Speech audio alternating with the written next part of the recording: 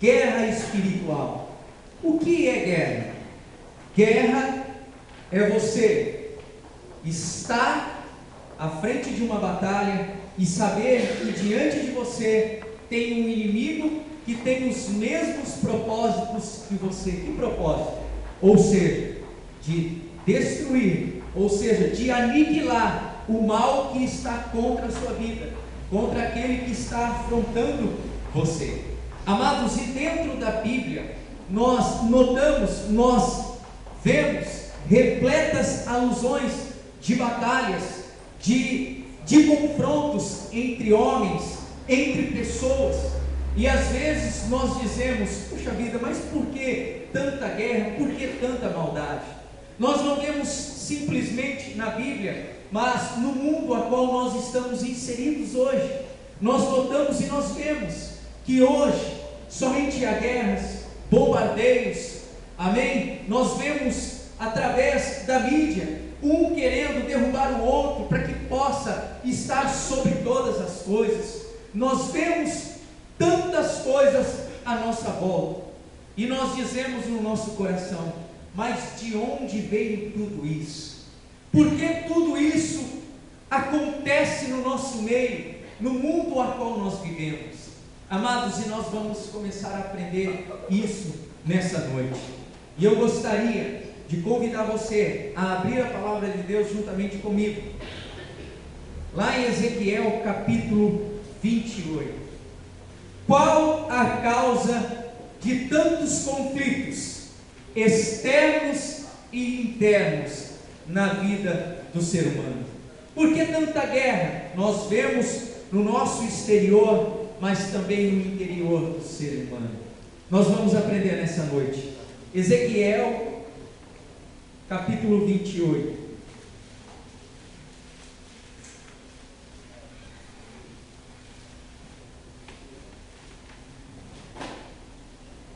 Ezequiel capítulo 28, o versículo 12. Porque, amados, aqui dentro deste texto, Deus, Ele usa o rei de Tiro para fazer uma analogia, ou seja, uma comparação de Lúcifer, que veio a se transformar em Satanás. Preste atenção. E dentro deste texto se dá a primeira batalha, a origem de tantas guerras a qual nós vemos, o mundo a qual nós vivemos. Então vamos lá. Versículo 12 diz assim: filho do homem, levanta uma lamentação sobre o rei de Tiro e diz-lhe: assim diz o Senhor Deus, tu és o selo da perfeição, cheio de sabedoria e perfeito em formosura. Estavas no Éden, jardim de Deus, cobrias de toda pedra preciosa, o sárdio, o topázio, o diamante, o berilo, o ônix, o jaspe, a safira, o carbúnculo e a esmeralda. Os teus engastes e ornamentos eram feitos de ouro. No dia em que foste criado, foram eles preparados. Tu eras querubim da guarda ungido e te estabeleci. Estavas no monte santo de Deus. Andava entre as pedras afogueadas. Perfeito eras nos teus caminhos, desde o dia em que foste criado, até que se achou iniquidade em ti. Na multiplicação do teu comércio se encheu o teu interior de violência, e pecastes, pelo que te lançarei profanado fora do monte de Deus, e te farei perecer, ó querubim protetor, entre pedras afogueadas. Elevou-se o teu coração por causa da tua formosura, corrompestes a tua sabedoria por causa do teu resplendor. Por terra te lancei, diante dos reis te pus, para que te contemple. Amados, dentro deste texto se inicia a primeira batalha. Mas por que se iniciou a primeira batalha? Amados, tudo começou quando Deus, lá no profundo do seu coração, brotou um sonho, um projeto de criar um querubim ungido.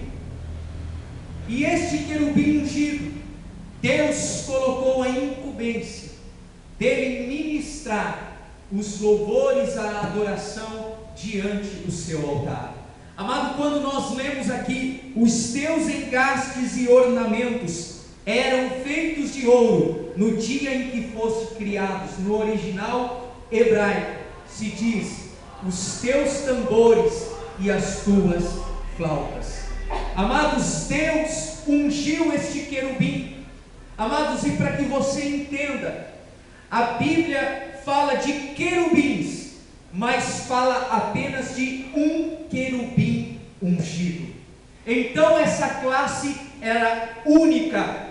Deus deu este título unicamente para Lúcifer. Lúcifer, o significado dessa palavra, portador de luz. Amados, e dentro deste texto, tantas palavras lindas, tantas palavras maravilhosas foram para este anjo, portador de luz. Amados, ele era uma referência de beleza. Todos os anjos que olhavam para aquele querubim ungido viam a beleza a qual Deus tinha estabelecido para ele. Ele era o guardião da adoração, era ele quem levava até Deus, porque, amados, Deus, ele é um ser onipotente, onipresente, ele está presente em todas as partes, e ele é merecedor de toda a honra, de toda a glória, de todo o louvor. Deus, ao criar este querubim ungido, ele tinha dentro do seu coração receber, ou seja, o reconhecimento de toda a adoração, o reconhecimento de tudo aquilo que ele era. E este querubim, ele iniciou bem, ele entregava o perfeito louvor, a perfeita adoração, ele regia um lindo coral nos céus, ele regia um lindo coral juntamente com os outros querubins, juntamente com o arcanjo Miguel, juntamente com o anjo Gabriel. Era lindo, era formoso, até que certo dia brotou dentro do seu coração algo. Por ele olhar na sua beleza, por ele olhar na sua formosura, de tanto ele contemplar, ele colocou algo no seu coração: eu posso ser igual a Deus, eu posso se elevar acima de Deus, eu posso ser semelhante a Deus em poder, em magnificência.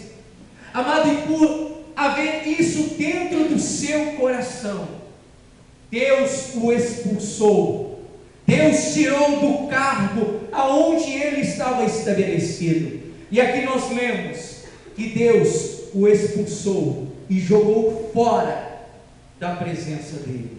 Aqui nós lemos: pelo que te lançarei profanado fora do monte de Deus, e te farei perecer, ó querubim protetor, entre pedras afogueadas. Amados, e depois desta batalha, ou seja, Deus de pegar este anjo e lançar sobre a face desta terra, ele não veio sozinho, porque quando ele estava diante da presença de Deus, ele levou terça parte de anjos decaídos, de anjos que combinaram juntamente com ele fazer uma grande rebelião nos céus. E quando ele veio, ele arrastou terça parte dos anjos. E eu gostaria de ler esses versículos para que você entendesse. Apocalipse capítulo 12, o versículo 7 ao 9. Apocalipse capítulo 12, do versículo 7 ao 9.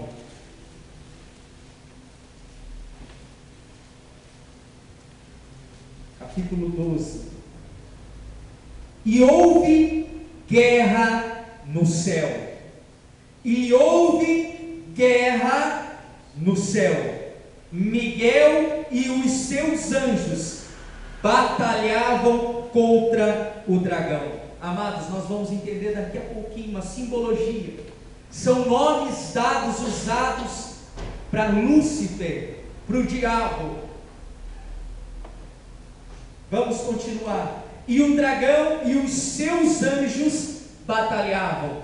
Esses anjos foram os que rebelaram juntamente com Lúcifer, mas não prevaleceram, nem mais o seu lugar se achou nos céus, e foi precipitado o grande dragão, a antiga serpente, que se chama Diabo e Satanás, que engana todo mundo. Ele foi precipitado na terra, e os seus anjos foram lançados com ele sobre a terra. Amado, eu quero ler outro texto que se encontra no livro de Isaías, capítulo 14, o versículo 12. Aqui você entendeu que houve batalha, houve guerra entre os anjos de Deus e os anjos que se rebelaram, mas eles prevaleceram, e o dragão e os seus anjos foram lançados por terra. E aqui no livro de Isaías, capítulo 14, nós vamos entender quando houve um desejo impuro no coração deste querubim ungido. Como caíste do céu, ó estrela da manhã, filha da alva, como fostes lançado por terra, tu que debilitava as nações.